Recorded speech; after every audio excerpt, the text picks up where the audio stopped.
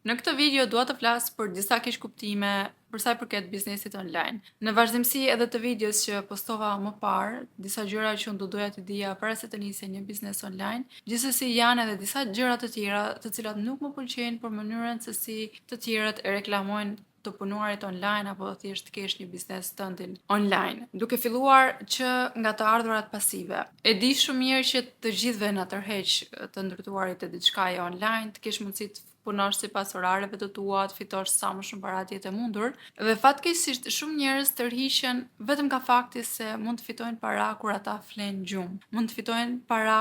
pasive, mund të fitojnë para pa u lodhur shumë edhe pa bërë shumë punë. Dhe me të drejtë shumë veta mund të konfuzohen për shkak të mënyrës se si kjo reklamohet online. Ka bërë përshtypje, kam parë edhe video reelsa në të cilat reklamohen disa mënyra të punuarit, disa mënyra dembele i quajnë, se si mund të fitosh para duke dëgjuar një libër, duke dëgjuar këngë, mënyra të cilat në fakt as unë nuk e kam idenë fare se si funksionojnë, por thjesht më bën përshtypje se si i reklamojnë këto forma për të marrë vëmendje, dhe në fund fare ndoshta ju thjesht duhet të blini kursin e dikujt që në fakt vet nuk ka bërë asgjë online. Dhe për të qëndruar pikërisht tek të ardhurat pasive, një mënyrë që reklamohet jashtëmase është se si duke ndërtuar një e-book në Canva dhe duke shitur ato për $25 100 herë, ti mund të fitosh $2500. Matematika është në rregull deri diku, por ajo çfarë njerëzit nuk flasin është se për shembull për të shitur një e-book të tillë, ti duhet të kesh një audiencë, sepse kujt do ja shesësh 100 herë, ku do i gjesh 100 persona që ta blejnë atë librin tënd. Dhe më pas, logjika të çon tek disa pyetje të tjera. Këta persona që do të paguajnë $25 për këtë librin tënd që ke shkruar, pse duhet ta blejnë? Çfarë përmbajtje pas ka ky libër që ata duhet ta blejnë? Kush jeni ju që ata që besojnë që ta blejnë këtë produkt për jush? Pra, të gjitha hapa bëhen skip, anashkalohen, dhe njerëzve nuk ju shpjegohet që në fakt për të ndërtuar një biznes online, diçka të qëndrueshme dhe në terma afatgjatë, është një proces që merr kohë. Shumë mirë, ju mund të shisni diçka online, mund të shisni një produkt, mund të shisni një e-book, një kurs online, nuk ka asnjë problem me këtë gjë, mund të shisni edhe produkte fizike dhe sa më shumë të shisni, aq më shumë para fitoni. Por kjo është hallka e fundit e zinxhirit kur vjen puna tek të ndërtuarit diçka online dhe për të fituar para prej saj. Sidomos me produkte digjitale, sidomos me të ardhurat pasive. Jo se këto të fundit nuk arrihen në një farë pike, por është një mal me punë derisa kjo gjë të arrihet. Është një mal me punë derisa ju të ndërtoni një stil jetese shumë të mirë, si nga ana financiare, por edhe nga fleksibiliteti, menaxhimi i kohës sipas dëshirës tuaj. Dhe gjëja e parë është ndërtimi i një audiencë, që në pamje të parë duket se diçka e lehtë, por në fakt nuk është e tillë, sepse kërkon strategji, kërkon disa aftësi teknike, të dish të krijosh përmbajtje, të ndërtosh besim tek ndjekësit e tu që ata më pas të blejnë nga ty, të mësosh si të shesësh, dhe të gjitha këto nuk janë të lehta, sidomos për dikë që po ja nis nga zero dhe nuk e ka fare idenë për sa i përket gjithë këtyre elementeve që unë sapo përmenda. Prandaj nëse dikush u servir si fushë me lule biznesin online dhe ju thotë që është totalisht pasive që nga dita 1, kur ju nisni të mësoni këtë gjë, ta dini që nuk është kjo panorama e plot. Unë vetë tani po futem në vitin e 7 që punoj online dhe mund të them që akoma kam shumë vështirësi për të kuptuar shumë gjëra, për të përmirësuar shumë gjëra, e jo më edhe për të mësuar të tjera gjëra të reja që po dalin çdo ditë. Vetëm që të kem mundësi që biznesin tim ta kem sa më të qëndrueshëm, sa më fitimprurës, dhe të më mundsojnë mua me të vërtet atë stilin e jetesës që unë dua, sidomos tani në këtë fazë që e kam të nevojshme më shumë se kur që t'jem pranë familjes tim, pranë familjes time, dhe ta trajtoj pikërisht familjen time si prioritetin numër 1, pra ta ndërtoj biznesin tim në një formë të tillë që më suporton mua që të kem mundësi që të bëj një jetë të tillë ku prioriteti im është familja ime. Por për ta bërë këtë, normalisht më deshën shumë vite dhe siç ju thash, më duhet akoma që unë të ndaj edhe kohë për të mësuar gjëra të tjera përveç faktit që duhet të merrem me punën ndërkohë. Një tjetër gjë që e dëgjoj rëndomt është ndiqni pasionin tuaj dhe parat do të vinë vetë. Okej, është shumë e rëndësishme që ta duash atë që bën, të kesh pasion atë që bën, por nuk është fare e mjaftueshme. Për shembull, mua më pëlqen shumë që të krijoj përmbajtje, më pëlqen shumë që të krijoj kontent dhe të krijoj video. Por kjo është videoja e radhës që unë po postoj në YouTube, pra kjo video që po filmoj, pas më shumë se një muaj. Pra unë nuk kam qenë konsistente në YouTube. Gjë e cila më penalizon në sjelljen e trafikut te kanali im, në sjelljen e klientëve të ri tek produkti im, në sjelljen e klientëve të ri tek shërbimi që unë ofroj. Që do thot, përveç se duhet kesh një strategji, duhet edhe ta zbatosh atë strategjinë që ke. Sa do e pasionuar që je, ka edhe ditë që nuk ndihesh aq e pasionuar, nuk ndihesh aq i motivuar, por gjërat nuk funksionojnë në këtë mënyrë. Dhe shumicën e rasteve do duhet të bësh gjërat sepse duhet t'i bësh, është punë. Sidomos të qenit freelancer, ke të bësh me klient nga më të ndryshmit. Madje një gjë që më ndodhi me një klient para disa muajsh, le të themi ishte një ndër eksperiencat më jo të mira që më ka ndodhur ndonjëherë me klient. Kam patur klient problematik edhe më përpara, por kjo ishte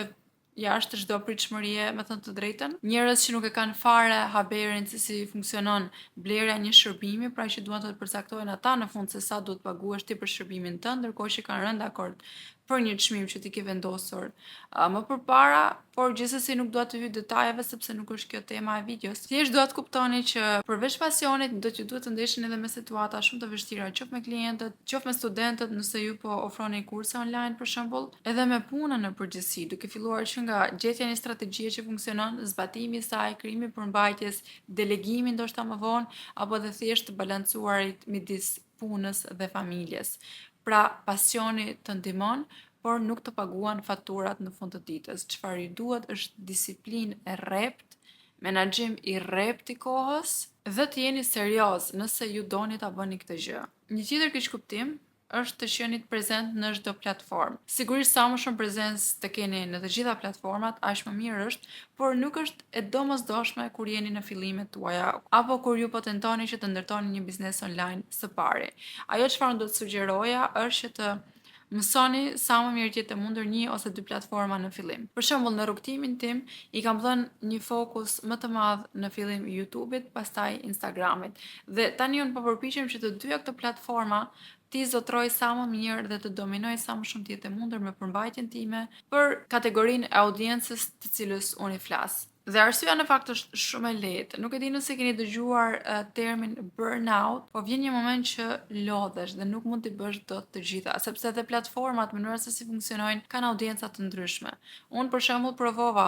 të postoj edhe në TikTok, por arrita të kuptoj që kjo platformë në fakt thjesht nuk është për mua, nuk më pëlqen fare të postoj. Ndoshta mund ta provoj sërish më vonë, pasi të ndihem më mirë dhe sikur po postoj mjaftueshëm përmbajtje dhe po jam konsistente mjaftueshëm me Instagramin dhe me YouTube-in, ndoshta do t'i rikthehem edhe TikTokut, por për momentin ndihem më mirë nëse unë përdor vetëm këto dy platforma. Çfarë më pëlqen për shembull për YouTube-in është se edhe në kohët kur nuk jam aktive, këtu ka sërish trafik, sepse përmbajtja që unë postoj në YouTube është përmbajtje për të cilën njerëzit kërkojnë vet. Ndryshe nga rrjetet sociale që mund të shfaqet ose jo një postimi imi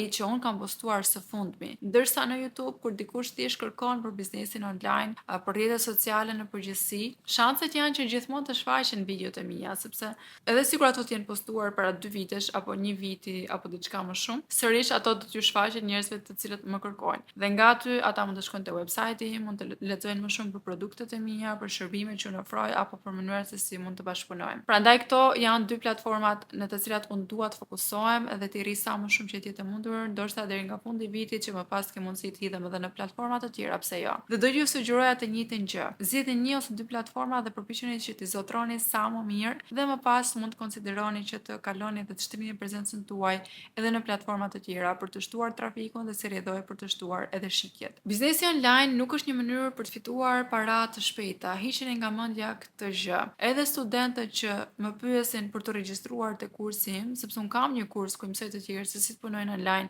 duke shitur shërbime, pra puna që edhe unë vet kam bërë dhe vazhdoj të bëj edhe sot, në mënyrë se si unë fitoj para online, pra është duke shitur shërbimet si freelancer dhe këtë gjë u mësoj edhe të tjerëve te kursi im. Dhe shumë veta më pyesin sa shpejt mund të filloj unë të fitoj para pasi të mbaroj kursin. Një pyetje për të cilën nuk mund të jap një përgjigje të prerë sepse kjo varion nga individi në individ, varet për shembull se sa shpejt dikush arrin ta mbarojë materialin e kursit, varet se sa ja fillestar apo i avancuar është dikush që do ta blej kursin, varet nëse ju për shembull keni një aftësi tashmë apo duhet mësoni diçka nga zeroja, sepse për shembull nëse dikush e ka tashmë një profesion, ka një aftësi, di të bëj diçka, por nuk di të ofrojë një shërbim në treg, për shembull përmes kursit mund ta mësoj këtë gjë, ndoshta për 2 muaj, në varësi të kohës që ata kanë për të dedikuar materialit që unë ofroj, për 2 muaj ata mund të mësojnë shumë mirë të krijojnë një shërbim, se si ta promovojnë, se si ta shesin në rrjetet sociale, si të ndërtojnë një audiencë dhe ndërkohë mund të fillojnë dhe të marrin klientët e tyre të parë nga rrjetet e tyre sociale, nga postime që ata do të bëjnë. Sepse shitja e shërbimeve do thoja është më e lehtë deri diku se sa shitja e produkteve digjitale, sepse për të shitur një produkt digital, siç është për shembull një kurs online apo një libër, të duhet të jesh shumë konsistent me pjesën e postimeve që të fitosh besimin e audiencës tënde. Ndryshe nga shitja e një shërbimi ku ndoshta vetëm duke reklamuar portofolin e punës për dikë që ka një eksperiencë, mund të fillosh dhe të marrësh klientët e parë. Unë për shembull, klientët e mi të parë nga rrjetet sociale i kam marrë kur kisha më pak se 1000 followers dhe nuk është se kisha shumë postime. Ndërsa për të shitur kursin tim online, më është dashur shumë kohë që të fitoja besueshmërinë e ndjekësve të mi dhe besueshmërinë e tyre kam arritur ta fitoj më shumë përmes videove në YouTube, pra videone të cilat unë flas disa minuta më shumë se sa videot në rrjetet sociale, ku këto të fundit për mendimin tim rrjetet sociale janë thjesht për të tërhequr vëmendje. Shkalla konvertimit mund të jetë shumë herë më e ulët krahasuar me platforma siç është YouTube, në të cilat ju postoni përmbajtje të gjatë, ku njerëzit mund të kuptojnë diçka më shumë, mund t'ju besojnë juve më shumë, ekspertizës tuaj, eksperiencës tuaj mund të lidhen me ju në një nivel më të thellë dhe si rrjedhoj të blejnë për jush. Gjithsesi, ajo çfarë dua t'ju them është mos e shikoni të punuarit online ose ndërtimin e biznesit online si diçka thjeshta për të fituar pak para ekstra, por shikojni si diçka në terma afatgjatë. Unë vetë u bëra shumë vite tashmë që punoj online, nga vitin e vit vetëm më mirë është bërë, sepse e shikoj këtë gjë si karrierën time, të ardhmen time, stilin tim të jetës, pasi nuk dua të lidhem pas një pune tetorarshe, nuk dua që ta çoj fëmin tim në çerdhe që të bëj një punë tetorarshe. Më mirë marr pak ndihmë në shtëpi dhe unë punoj sipas atyre orëve që unë dua, sipas atyre orëve që kam nevojë, në mënyrë që të stabilizoj një biznes fitiprurës, por edhe të kem mundësi që të jap prioritet gjërave që unë dua në jetën time. Normalisht çfarë funksionon për mua mund të mos funksionojë për të gjithë dhe është krejt normale. Në fund të ditës secili e ndërton jetën siç dëshiron, sipas atyre prioriteteve që ka, por nëse edhe ju jeni si unë që doni të ndërtoni një biznes online për të patur mundësi për të qenë më pranë familjes tuaj ose thjesht për të patur një stil jetese siç ju dëshironi, atëherë ju sugjeroj që ta konsideroni, por mos u nisni për të fituar para të shpejta apo për të fituar duke mos punuar shumë. Për të qartësuar akoma më shumë se si funksionon shitja e shërbimeve online, ju sugjeroj që të ndiqni trajnimin falas që do ju vendos në përshkrim të kësaj videoje. Ju falenderoj që më ndoqët dhe do shihemi sërish në videot e radhës.